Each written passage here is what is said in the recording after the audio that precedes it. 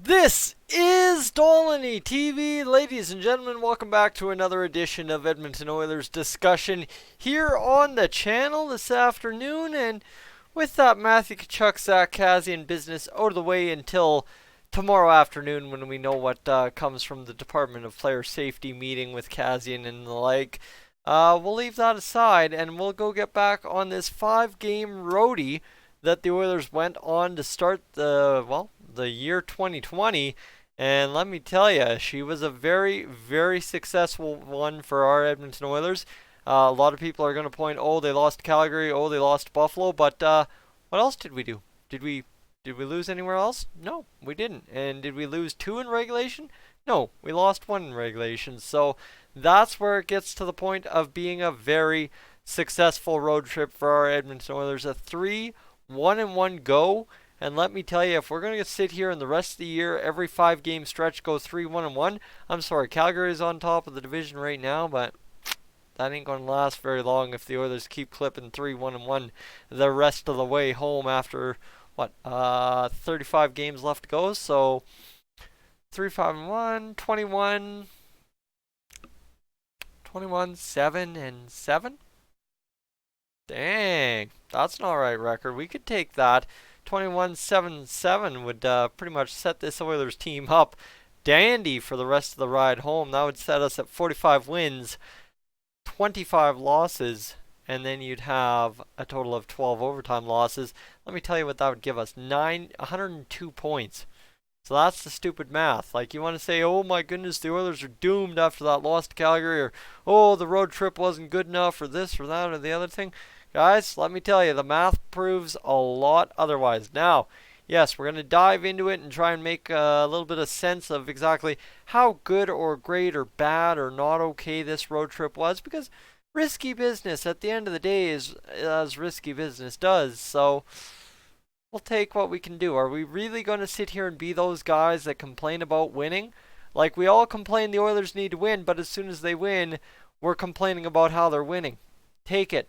Leave it, roll with it, be happy, let yourself be satisfied, and let's move on. But we'll sit back and we'll review it, because I know there's a lot of people out here who feel the road trip still wasn't good enough, feel the wins against Montreal, Boston, and Toronto weren't good enough. So let's break it down, shall we?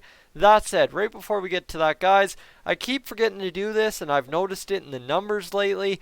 Is the simple fact that we're not growing this Dolynny TV community as much as we were through October and November. So that said, if you're new, you're tuning in for the first time, or you're tuning in for your 12th time, you've got a YouTube account and you haven't hit that subscribe button yet, I don't know what you're waiting for. It's seriously, the only thing the subscription does is get it into your feed on your subscriptions tab that much sooner. You don't have to come looking for me every time. You just see I post a new video, it's in your feed. Watch it when you can. There you go. That's kind of the benefits of being able to subscribe. And at the end of the day, hey, you just get into that comment section and you can argue with me that much faster and tell me just how crazy I am. So with that, let's get to it. I've got it under image 1 on my files here. And so this is games played from game 41 to 47. Obviously, we've already broken down to an extent game 41 and 42, because I was discussing that, what was it, 3-0-1 or whatever it was that we were at the point after beating Toronto. That's what I thought, yes, because we talked about the game before Montreal. I kind of did a preview, if you get where I'm going with that, and then all of a sudden things kind of came to fruition in Montreal. Now, let's start off in Buffalo, a 3-2 overtime loss. That's exactly what the columns here will tell you. 27 shots on goal. Again, guys, you're going to see right here is the Oilers only breached the 30 shot mark twice on the road trip, and in Calgary it was apparent that we are passing up a lot of good shooting opportunities. I don't want to go back to preaching for them to shoot the puck more, because it seems a terrible venture to go, because they'll do it for 5 games and then fall off the wagon again. And realistically, I don't think we've had more than 3 40-shot games this year. Let me actually just find you that stat. Tell you how many 40-shot games the Oilers have had. 1 against the Washington Capitals, and that's it. That's the only 40-shot game we've had this year.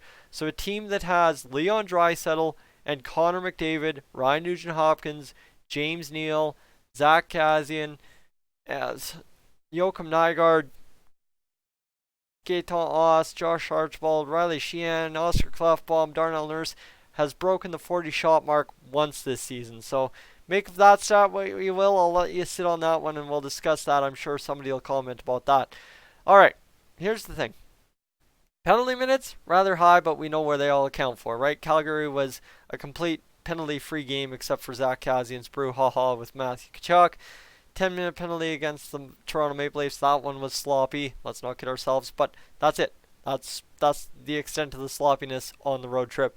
And then you've got the power play goals. This is maybe to a concern that there's something very easy to be done here. I've already preached about the power play. We need to have 2 units. Kyler Yamamoto needs to be on unit number 1 with Draisaitl and McDavid. It's very simple.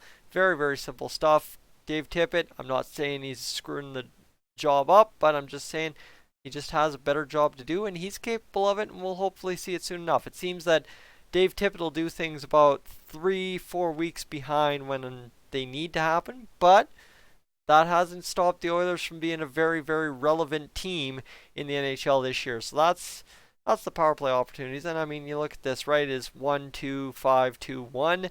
Technically speaking, we didn't get 3, and in the games we did get 3, we scored a goal at least once. And you know what? Realistically, what's the power play? 2 for 11. Not great. That's probably a weak point on the road trip, but again, running the boys out there 2 minutes straight every time doesn't help us at all. And now, what's going on here? What the heck's going on? Hold on. Why do I have 2 stat columns? I have stat columns here. Shots against? Yeah, that's shots against. Okay. Okay, hold on. Had to review all the way to the top of hockeyreference.com. What you're going to see here next to it is shot attempts by the opponents. And you're going to see it is over 36 or over 30 every single game except for Buffalo. So again, giving up a ton of shots. Sorry, I lost track there for a second. I do apologize. Penalty minutes for the opponents. Again, pretty similar, right? If you take away the fact that there's a 10-minute misconduct out of Kassian there, she's 4-2 from the Flames and Oilers. And then, well, this road trip, right, power play goals against for the opponents 3 to R2. That can't be happening. The one thing that has to stay straight-laced this season for the Oilers is more power play goals than power play goals against. That's been the Achilles heel the past 2 years, is power play goals against. So now you got to cut that down. Yes, there's changes to be made. Okay. And then you get into all the fancy stats, the Corsi for, the Corsi against. And realistically, it doesn't look that pretty. Calgary, it wouldn't seem that way. I think that game was very, very fun. But again, she was a wide open game, and the Oilers really dominated off the rush at times. So it makes sense there. Buffalo or Toronto, Boston very close. Buffalo very close as well. Montreal closer. So really only 2 games really out of control for the Oilers in the Corsi factor there. When you look at the percentages, right? You've got 49, 46, 52, but then you get dipped down more marginally than 5%, which would be your 42.9 and your 44.0 against Calgary, the puck possession. Maybe something else we're looking at there. But again, this is to my point, and this is where we're going to start wrapping it up. You've looked at the numbers. The last thing we have to look at is the face-off percentages, which, amazingly, for this Oilers team, it's been a hard part all season. 65% against Buffalo, 54 against Boston, 36 against Toronto. Yeah, that one stung. 53 against Montreal, good. And then a mediocre game against Calgary. One of those where it just, you know what, that it was their night kind of deal. And similar to it was our night against Boston. Whereas you look at the other ones, we really have to start asking ourselves what we're doing. So there you go. That lays it out on the line exactly what that road trip looked like, and it's a 3-1-1 road trip. So again, yes, risky business is as risky business does. Mike Smith battled in there. Mikko Koskinen, I think to quite a large extent, got hung out to dry against Montreal or Calgary last night. You look at that first goal Calgary scored right early in the game. A prime example of the Oilers just not playing defense, right? Not a 5-man unit out there. And again, I know I preach about it all the time, and that Connor McDavid's got to be a defensive leader, but it's his line not moving their feet defensively in the defensive zone, and it's back of the net on a crappy shot. Well, at some point, two things have to come together here. Connor McDavid has to be a better defender, and Connor McDavid has to have more help. You have to have both. They're not mutually exclusive here, to use a term everybody's magically just coming up with all the time on Twitter and the like. It's just this whole thing of mutually exclusive. Well, guess what? You want to talk about things that shouldn't be mutually exclusive? It's Connor McDavid and defense. But that's to my point, right? There we go. I'm complaining about winning. Yes, I know it's in a loss, but realistically, right, we're complaining about a 3-1-1 stretch for our Oilers on a 5-game road trip to open the new year. They haven't been at home in 12 days. They won't be at home till January 14th. So, what am I doing? What am I doing, right? That's the whole point. Is you look at it, yeah, it looks bad, but it's 3 wins, a total of 7 points out of a possible 10. Let me tell you, do 7 out of a possible 10, that's 102 at the end of the regular season. So, what are we doing? What are we doing? Let's just be serious. I know. And I do make it sound like I've heard a lot of complaining about the road trip. I really haven't. It's just a matter of fact that as the games went along, people still complaining about winning. I don't get it. I don't understand it. But here I am doing it for you in today's video. Guys, I'm Tyson. This is Dolynny TV. I will catch you in the next one.